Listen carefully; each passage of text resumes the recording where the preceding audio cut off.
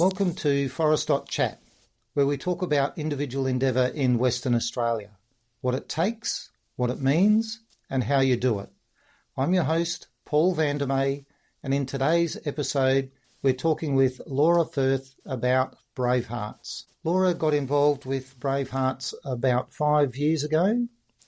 She is a wife, a mother, a runner, a personal trainer, and a survivor. Welcome to Forest Chat, Laura. Thank you very much for having me. It's great to have you here, Laura. Laura, talking about Bravehearts today, what is Bravehearts? Bravehearts is a charity that helps sexually abused children. It's dedicated to prevention and treatment in sexual abuse for children. So they basically help kids that have been abused, basically. Okay, so that's a very personal type service that they'd obviously be giving to those children. Yeah, it's lots of counselling, which I don't see any of that side to it. I'm a fundraiser, and I run 7 marathons, 7 days in 7 states of Australia, which there's quite a few of us that do, which helps them be able to do the wonderful job that they do. So Bravehearts is a distinct organisation, and their mission is to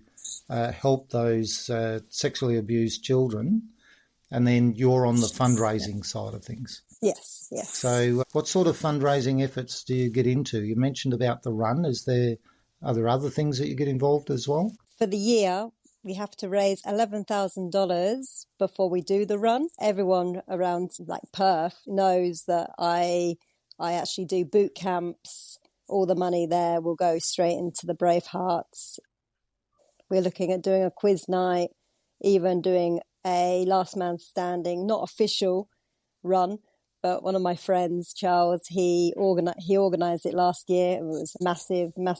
It was great to raise money. Yeah, I think we raised about $2,000, which was amazing. We thought like only a couple of people came, and about 50 people came in the end. So it was amazing. Such a great support from the community. But yeah, we do other little things as well, just to sort of spread the word. So it's a combination of spreading the word and raising the funds. So yeah, so all sorts of outreach, I guess, you need to do every opportunity there is to talk to somebody about it. Yes, yeah, definitely. It's such a taboo subject. No one wants to talk about it. But the stats have shown that now it's 1 in 4 children actually get abused. So it's something we need to open our eyes up and help them. That's truly horrific numbers when you think about how many youngsters you see. We live within earshot of a school, so you hear kids playing and you go, wow, that's a lot of kids. Yes, yeah. It's really sad. Absolutely. Laura, what does it take you to do these fundraising and outreach activities for Bravehearts? It's very, very close to my heart because I was a survivor. I feel lucky because it all happened before I was 9 years old, but I just want to fight for other children so they know that there's someone out there who will listen. And, you know, for me, it's all about giving back and helping the children, you know, who can't help themselves and feel they're not being listened to. So if we can help them, that's good. I just imagine myself as a youngster to have no idea what to do or say or who to talk to even. Yeah, so it's good to get out there. And when we are running the 7 days and the 7 marathons, I feel it's better to be on the course. Anyone can, well, not anyone. It's easy to go out and do a 4-hour marathon, but if you can spend that little bit more time on the course, talking to locals while you're doing it, that's better, even better, because, you know, you're spreading the word more. I'm hoping to actually not do marathons, but do ultras each day this year. So that would be a bit more of a challenge as well. That sounds like you're up for all sorts of crazy challenges. Always, yes. So how does that challenge side drive you along? A lot of people, know that I actually have an ileostomy as well. So I'm not a regular, normal person who runs. I've also got all that. So challenges and me are pretty up there. We like a good challenge. You've got practice, so to speak. Yeah. When you need to organise for a run, what sort of things do you need to take into account? Yeah, that's maybe not a very good question for me. Oh, if you don't want to answer it, that's fine. Obviously, no, I can answer it. I'm just not very, nutrition to me is like gummy bears and Coke. I think one day last time on the 7 marathons, I was on marshmallows and ginger beer because my stomach's so, I don't know what the word would be, so dodgy that was the only thing that was keeping it calm, marshmallows and ginger beer. So all these people having gels and all the proper stuff that you probably have. Nope, not me. So you very much have to think about everything that you put in because sounds like you're relatively sensitive to everything that Yes. that you need, and you're in a scenario where you need super amounts of energy on an ongoing basis. Yes, yeah, that's it. And water and hydration's really good. You know, it's really big up there. When it comes to running other events, it sounds like you've got a few people that you call on to help you with that. Yeah, I've got my family who are huge. I've got my husband who's my rock and my 2 children. They always come and cheer me on every opportunity they can, all these different races. And then I've got the Peil runners who I think they're the ones that talk to your wife. Yes, that's right. Yes, we know a Peil runner who moved to South Australia who came back for a break and caught up with some other Peil runners at Rockingham Park Run, and we caught up with them there as well and had coffee, and they're talking about Forest.chat, and they're going, "Oh, you need to talk to Laura." That's funny. Yeah, bless them. Yes, yeah, they forgot to mention that they said that. So when I had your your message come through, I was like, "What?" No one had informed me. But yeah, they're a great group, a great support. Excellent. So it's fantastic to have that support to put events on. So you did a last man standing event. What did you have to set up for that? A great friend of mine, Charles, he did. Him and a lady called Jade, they organised it. It was just a 12-hour run. So on the hour, every hour for the 6.71 kilometres. And my husband, he's actually got a horse cart that he's changed into a beer cart. So anyone who DNF'd managed to get a glass of beer. So it was a really good event. We didn't really do much as in set up. We had a few gazebos up, and I think Charles and my hubby actually marked the course up. But yeah, people were allowed to come basically on the hour. If they didn't want to do 12 laps, they didn't have to. It wasn't an official event. So it was just there for us to raise a bit of money and raise the word about Bravehearts, it was amazing. It was so good. And you said you had like 30 people, or 50 people, was it? It was close to 50 people. Yeah, that's a good effort. So they paid a little donation, I guess, to have a go, something like that? Yeah, I think we were like, oh yeah, just put a tenner in the pot, But once we finished counting, we were like, hang on. Everyone's over put in the pot. It was massive, and it was so good. Excellent. To see. Yeah, that shows a little bit of the support that the issue has within society as well. Yes, yeah. I think last year I was the only WA runner, but this year I believe there might be 3 or 4 of us, I think, that was actually signed up. So it's so good. I'm not sure who the other runners are, but if we can keep getting more and more national runners, it'd be awesome. Absolutely. And especially when you have to raise that $11,000 to make all of that happen. How long have you got to raise the money? Yes. Well, it's not actually until July next year, because the first one, we actually all kick off in Perth. So that's quite a big run. And like the Peil runners and everyone come and they can do their marathon there. It's like very flat course. And over the years, we have seen the Perth leg get bigger and bigger and bigger, which is amazing. It was such a big number this year. So it was, a lot of people are becoming more aware of it. That's great to hear. That's testament to the work that you're doing to get the word out there as well, especially amongst the local running community. Yes, yeah.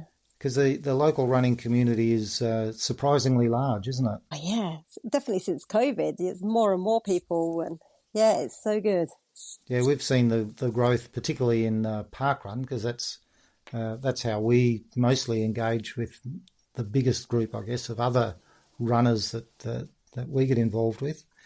And yeah, the numbers just keep on growing and growing, and a new parkrun starts up, and there's another 40, 80, 150 people, every week having a run. It's fantastic. Yeah, it's so good to see. There's quite a lot involved in supporting Bravehearts to help them raise funds to do their thing. We'll have a break now, and after the break, we'll talk about what it means.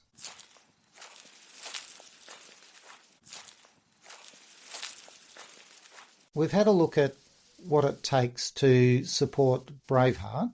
Now, let's have a look at what it means. Laura, what does it mean to you, your family, or the community that you're able to support Bravehearts? Well, for me and my family, we've always been very passionate about helping other people and helping children. We just want to do the best that we can so we can raise as much as we can to help those that cannot speak up for themselves or that are going through such horrible times.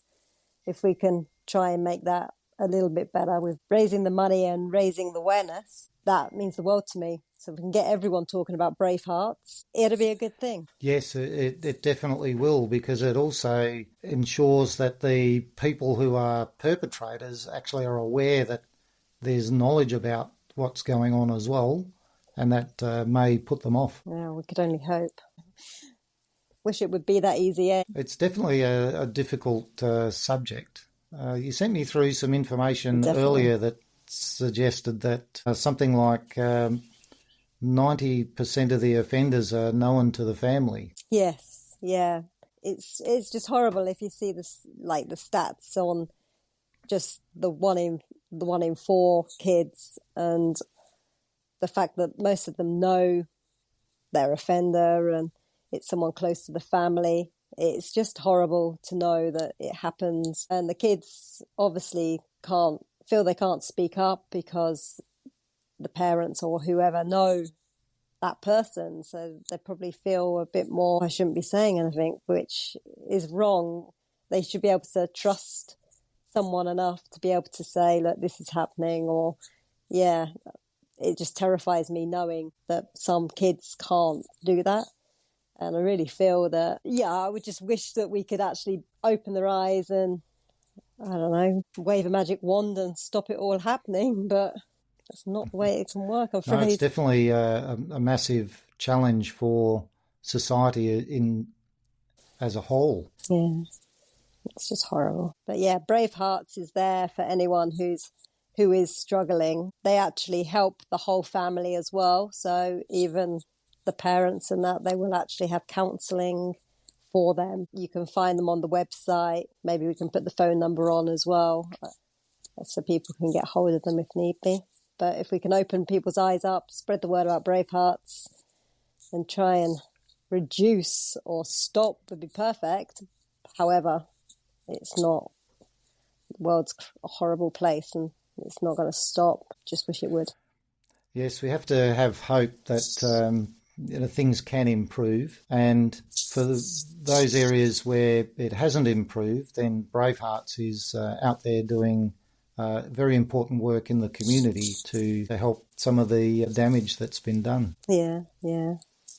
It's very sad. And have you been finding people willing to get on board and support Bravehearts through your fundraising efforts? A lot of people have always come up to me and asked me about it, what it is, and I've even had a couple of people even open up to me, adults saying that they were abused and wished they had known about something that was out there at the time, which I feel shouldn't have taken us this long to actually have a charity that does that.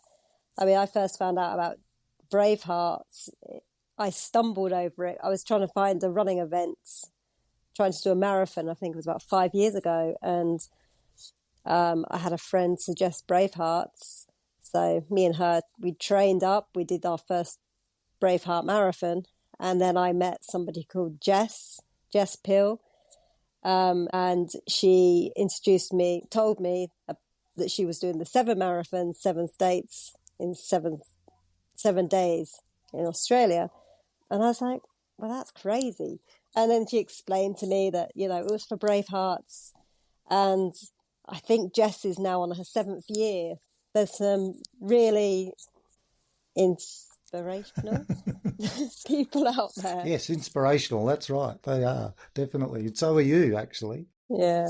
Yeah, no, it's awesome to see just people trying to spread the word. So your family is very involved? My family helped me do a lot of the awareness. I think my husband ran and the kids volunteered at the Perth leg. But this year, my husband's hopefully coming with us to be a volunteer.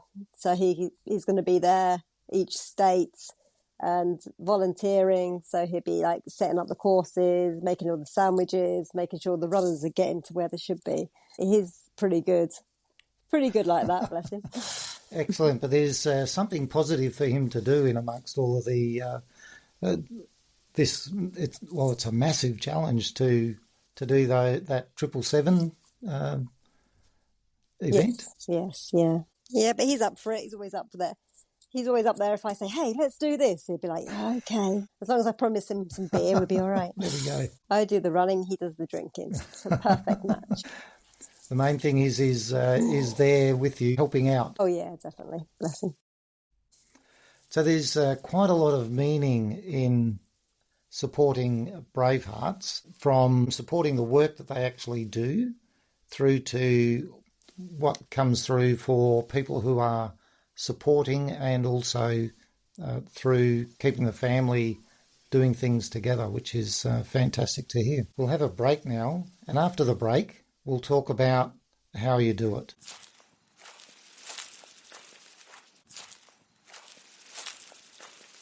So there's a lot of positive meaning in the work of Bravehearts and what it can do within families, for supporters, and for the people that they help. We'll have a look now at how you do it. Laura, how would somebody get involved with doing the supporting work for Bravehearts? You can go onto their website and register to be a volunteer or to even run the marathons. The lovely crew there will get back to you and we can go from there.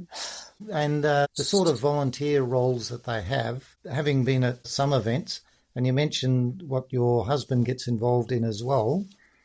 So there's a setup on the course, which is like putting up signs and that sort of thing? Yeah, there's helping putting the signs up, and then there's aid stations, and then there's just standing on the corner, making sure all the runners go in the right direction. So there's a lot of things to do. And it's just great to see the running communities coming together.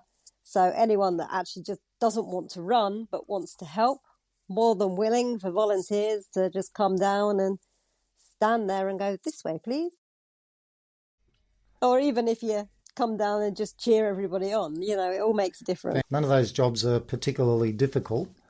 So what's involved in an aid station? Bravehearts have like really good aid stations. They have like sandwiches and Coke and the Powerade and lollies, crisps, anything you really want. If you want anything different, you obviously have to bring your own stuff. But as a national runner, last year, because I've got no large intestine and my body's a bit, funny, abnormal, I said, the only thing that sort of settles me is ginger beer and marshmallows. So on my 3rd leg, things weren't going to plan. So I sort of said, can you just go and get some ginger beer and marshmallows? So someone went off and got it, just like that, dropped everything, one of the volunteers, and they brought that back to us. And then it happened in Tassie as well, when we were in Tassie. That's the 4th leg. And I had one of the volunteers there. I don't know who he was, but it was an awesome gentleman who had it squared away for me. I went one way and come back to the aid station, because the aid station's in the middle. And he'd give me a cup of ginger beer and a marshmallows. And then I went the other way, and then I come back and he did it again. And I think I ran under four hours for that marathon. Wow. And then someone else was struggling on course. So you obviously all in it together. So I went and helped him finish his couple of laps off as well. Oh, so that was after you'd done your own. So it's like one big family. We make sure we all cross that line. Excellent. Yeah. Because you travel together as well. Is that right? Yes. So it really does become a family and a bonding exercise for all the people that get involved. Definitely. We're all tired. It's such a full-on week, but for anyone who's thinking about doing it, just do it because it is amazing. I mean, we get up, I think the first run is in Perth. We have to be there at 7. We do the run. And then I think we fly from Perth to Adelaide, to Melbourne, to Tassie, to Sydney, to Canberra, to the Gold Coast. I think that's right. So, yeah, sort of follow the cities around. Non-stop. Yeah. But sometimes we don't get to some places till 10:30 at night, knowing we have to start running again at 7 in the morning. It's like, oh my gosh. You don't see much of that city because you're in and out. And you've probably only got about 5 hours to do each run. Would that be right? I think they allow 6 hours, 6 or 7 hours. Okay, so that's why I was thinking about doing an ultra instead of the marathon because I was like, I'll do another lap on top. So, 6 or 7 hours puts you from 7 a.m. till about 1 or 2 in the afternoon. That sounds about right, yeah. Oh, you're travelling a lot. Like you then, 1 or 2 o'clock in the afternoon, then everyone's heading to an airport somewhere probably. And then you're on the plane and then you arrive somewhere. There must be some accommodation set up. Yeah, there's normally we normally hit a hotel and then, straight to sleep.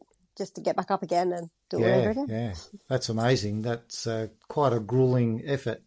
We watch Tour de France and we're watching the Volta at the moment, although technically that finished, but don't tell us who won. I don't know.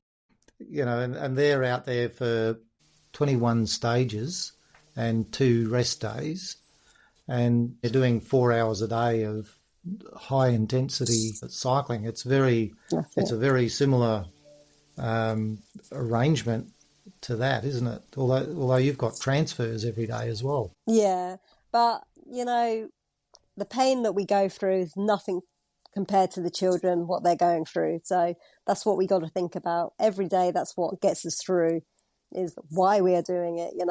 I don't see it as a race. I always see it as trying to do something good and spreading the word as much as we can. It's really not a race to me. It's like an adventure and like an event to spread the word of Bravehearts. So it's really good.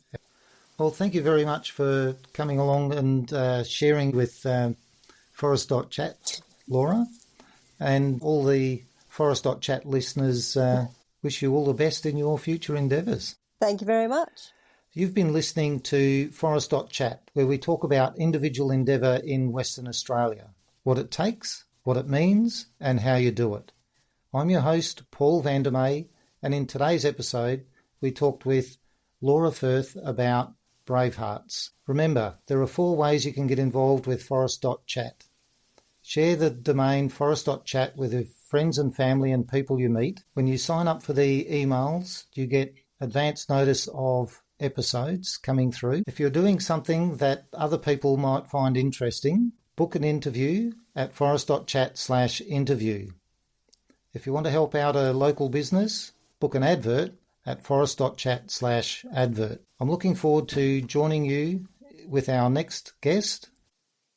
Until then, enjoy making it happen.